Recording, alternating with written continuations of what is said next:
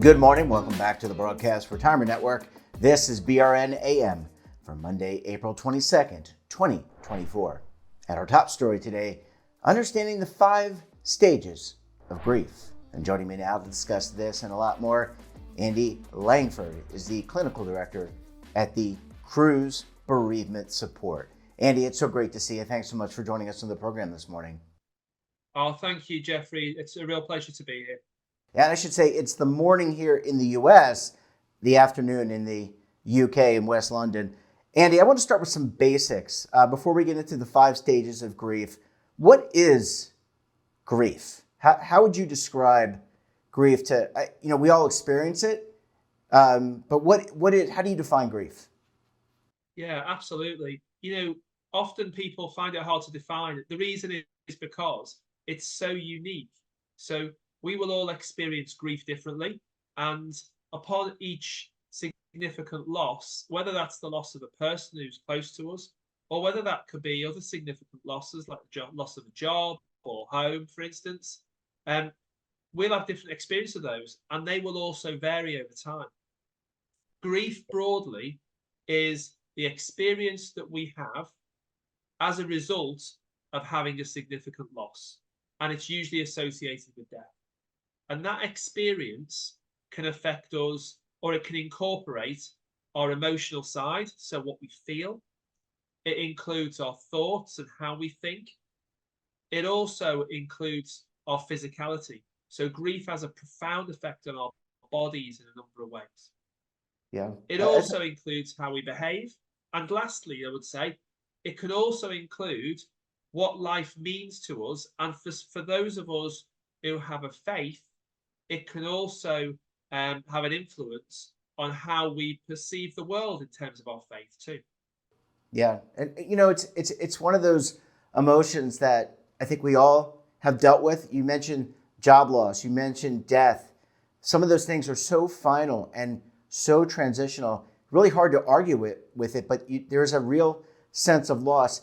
Andy, you mentioned that there can be different timelines associated with grief. Can you share, for someone maybe who hasn't had the grief emotion for a long time, what's the timeline typically for grief? Sure, it's a really good question. And we're often asked this at Cruse.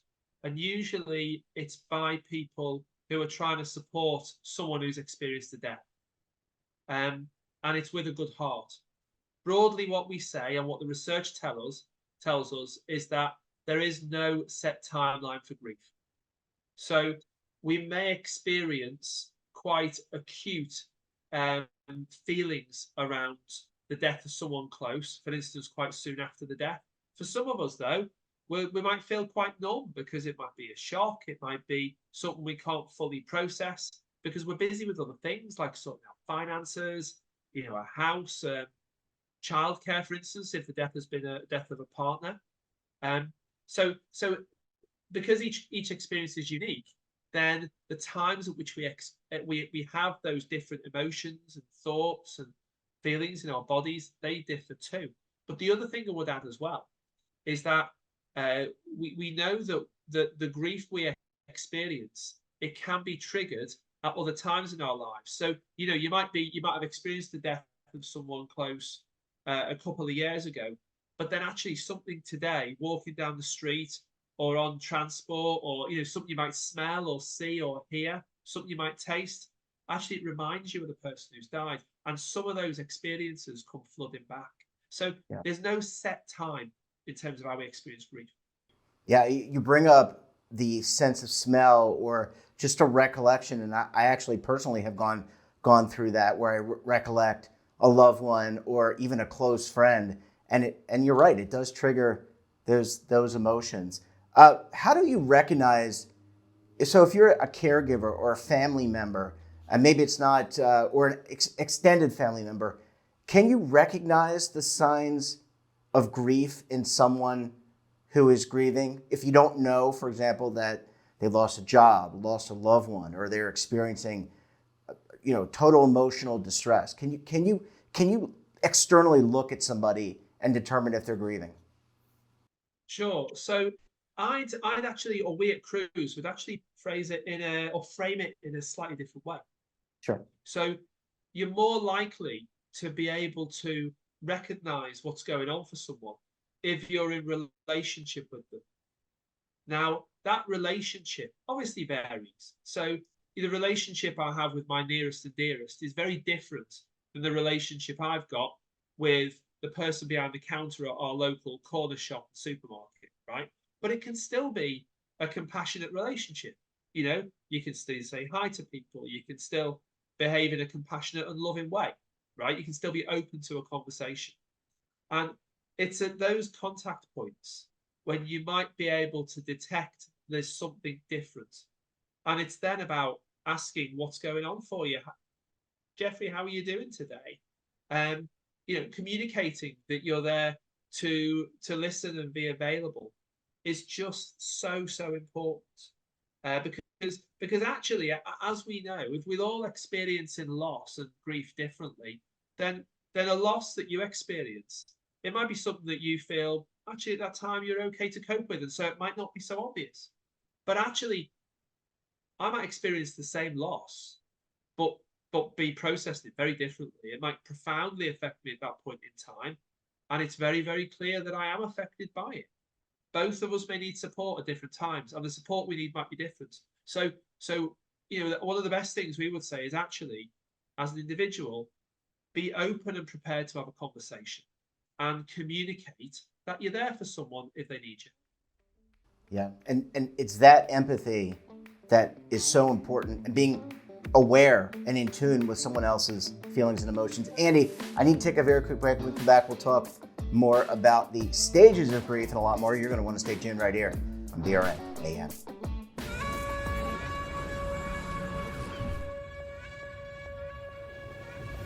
Imagine a new television network that will make you richer, healthier, and in control of your financial future.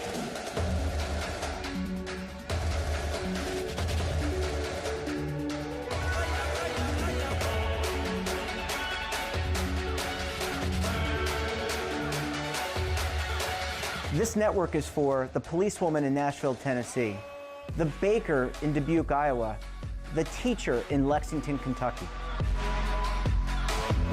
We want to make the idea of savings and retirement culturally relevant.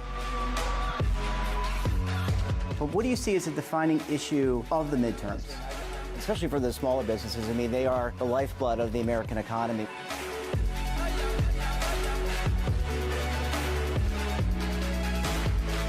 Featuring exclusive interviews, current affairs, and docuseries. 33 years old, you retired early. The philosophy is money only matters if it helps you live a life that you love. But you got to start thinking about retirement as soon as you get in.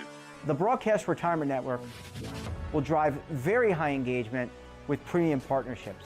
So this isn't retirement and savings for your parents or grandparents. This is for all Americans. And we're going to change the way you think about money.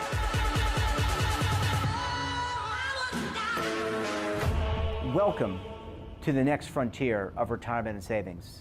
This is BRN, the Broadcast Retirement Network. Andy, thanks so much for staying with us. Really appreciate you hanging around for segment number 2 this morning. It's a pleasure. No problem, Jeff. I have a question that I was just thinking about in between, actually while you were talking in segment 1, and I meant to get it in segment 1, but I want to ask you, is grief specific to humans, mammals? Do other species of animal experience the same level of grief in the 5 stages? So there's a few things I'd want to draw out there, really. The first is that we know most about grief in humans because that's what's been researched most. And it's what, even though we might have difficulties in lots of our cultures in talking about grief amongst people, it is what we tend to talk about most. So yes, there's definitely, for humans, there is grief. There is not a linear process, like a straightforward process of going through different stages of grief that you may have encountered or those viewing may have encountered those models that say 5, 6, 8, 10, 20 odd stages of grief, they're actually not that straightforward. And we can talk a little bit about that as much as will be helpful. But actually, what we do know is that other species experience grief too. So, and they experience it commonly by exhibiting behaviours that are like searching behaviours. So, if a dog has lost its owner, then the dog will continue to search for its owner. They'll make some noises that indicate they're distressed. Cats will do the same. In fact, what we see is that sheep and whales and dolphins, they all exhibit behaviours of searching, and they make particular noises when other companions in their species, in their flock or grouping, are no longer there. And this is behaviour that is sort of not dissimilar for us as human beings, but it's our brand or version of that. Just looks different. So yes, yeah. Other species do exhibit mourning behaviours, and mourning is broadly how we are trying to process that death of someone close, and it can include searching. It can include grieving as well. Yeah, animals are so perceptive, and they're so pure in how they express themselves. They want to eat, they want to be with their owner, etc. Andy, you mentioned that the stages of grief may not be linear. What did you mean by that? And you talked about there is no set timeline. Can you talk a little bit more about how you can experience at different stages at different times? Yeah, absolutely. So going into a bit of detail about this, the stages of grief is one of the most well-known models. Actually, it's been around since the 1960s, and the research behind it was absolutely groundbreaking. And what it was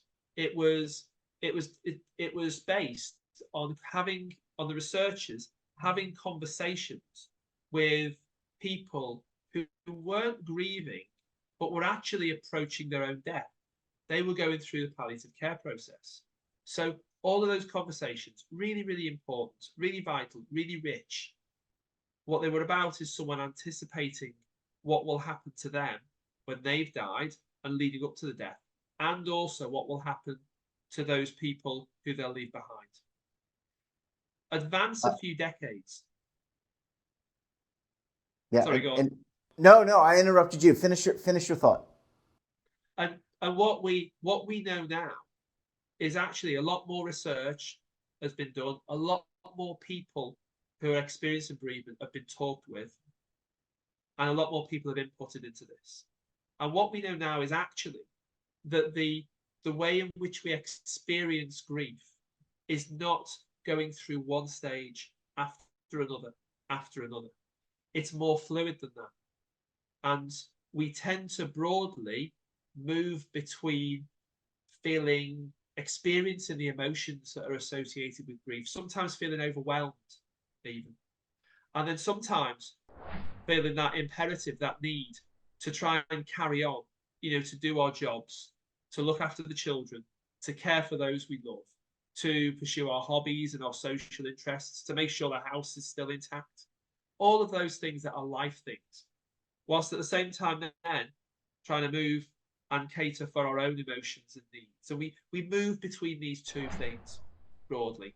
It's actually when we get stuck in one is when difficulties most arise. So things like we find we feel so overwhelmed we can't get up in the morning, and not just for one morning, but for 5 or 6 mornings. Or actually we know we want to cry, but we just can't. It just won't come, and we feel stuck. And we know we want to talk to that person who keeps asking us day in, day out, how are you feeling, Andy? But the words just don't come. All I can do is get stuck into my work, and that'll keep me safe. So those points of stuckness is when sometimes we'll need a bit more support. And generally, experiencing a bit of both, that's the sort of healthier way, really. It's the more organic way that we grieve. Andy, this has been a fascinating conversation. There's so many questions I'd like to ask you, but in terms of the last question for this segment, are there things that we can do to preempt or to facilitate our grief? You talked about what others can do. There's empathy. What our pets can do, they can support us by loving us. But are there things that we can do as an individual to help us through the grieving process? Because it sounds like, based on our conversation and your research, that this is individual. So it's Jeff Snyder is going to be different than Andy Langford, or it's going to be different than X, Y, and Z. So are there things that we can do to help preempt or move us through the grieving process in a methodical way? That's a really, really important and interesting question. We'll probably take a whole day to unpack, but I'll do my best. So we'll have to bring you back. Do your best. We'll have to bring you back because I think it's fascinating research. Anyway, I didn't mean to interrupt, but do your best to kind of. It's a pleasure. It's a pleasure. So the first thing we can do is actually something that many of us find really difficult, but it's so important. So the research out there states this clearly, and also at Cruse Bereavement Support, our clients, our bereaved people, state this clearly. If you've had a conversation with the person who is going to die, if this is possible, we appreciate that not every death you have that, because some are immediate and some relationships are not straightforward. But if it's possible to have conversations before the death about the person's wishes, the person who's going to die, their wishes, for the funeral, for afterwards, for their estate, for how they want to be remembered, then broadly, for those that are left behind, their grief experience is going to be less problematic. Yeah, it means broadly, it's the troublesome nature of it won't last as long.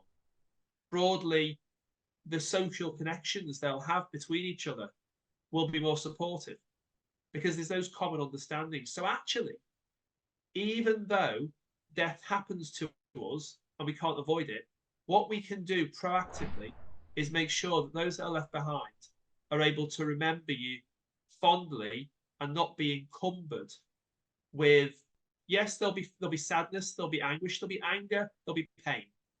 But actually, it is possible to foster that support between that group of people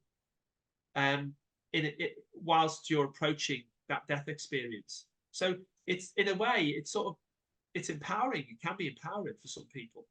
The other thing I would say as well, though, is that actually we can support each other, and that is really important.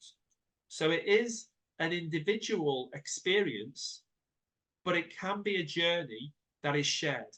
And in many cultures are really, really good at this in terms of sharing the experience of the death of someone close. So it's important that whatever your experience, whatever you need, actually, you get that balance of being alone, but also having that time socially where you can connect with those that you can trust and have your back. Yeah, really, it's a very fascinating conversation we just had. Interesting research, and a lot of it comes down to acceptance, I think.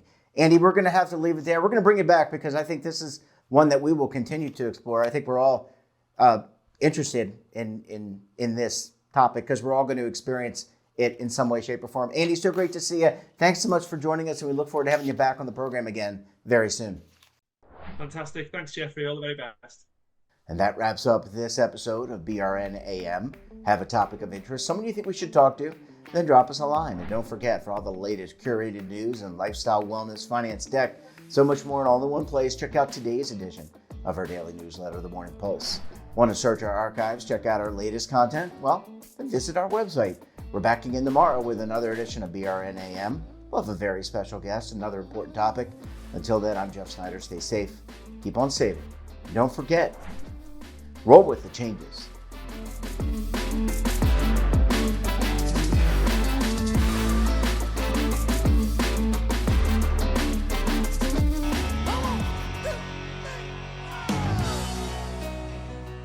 Now is your opportunity to co-create content around any topic on the first lifestyle and wellness network. Reach a global audience through our platform and co-own exclusive branded content.